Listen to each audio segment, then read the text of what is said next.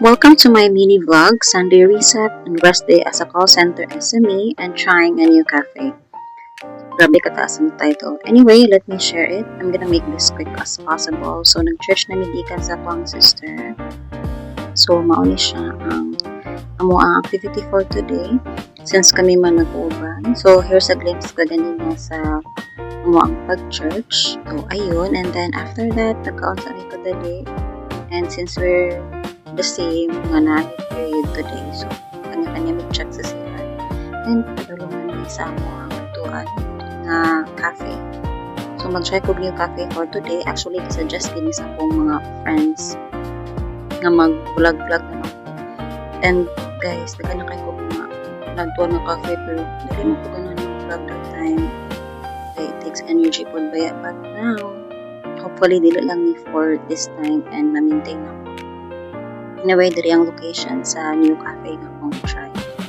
So, ano din siya? H&W Cafe. So, assumption sa akong manghod husband and wife daw kasi sa H&W pinadaw sa menu. So, basin din puno na. So, ato na i-try. And just to set proper expectation guys, dili ako ang adto cafe nga mag-try sa tanan drinks because atay girl. So, ga-order lang ko sa akong gusto i-order. Yun, nag-wait ako sa mong order and ayun, tora, ano na siya sa kumanghod, gi-deliver. So, yung order kay 30 matcha and then ako kay caramel cloud. So, itong treat atong manghod guys kay dessert. Ayun, pauli na ni.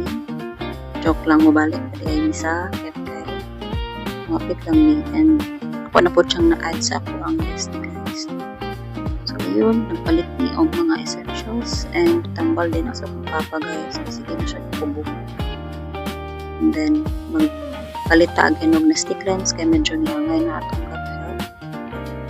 Wala na medis kaya akong gina-inom but try na po na lang na itong tulak akin. Nakita din nga yung cute na bata sa kaya wala pa na siya kaila sa kuha pero kaila yung pamilya sa ako. Kadyo sa pharmacy and nakita na po ni again isay-say palitadaan o butter para uli sa tong husband and since ganahan mag-match tong husband ato siyang kapilan diri sa job time. So na-serve na din to siya guys and then muli na din ko. So commuters tayo for today's video tapos na-visit pa natin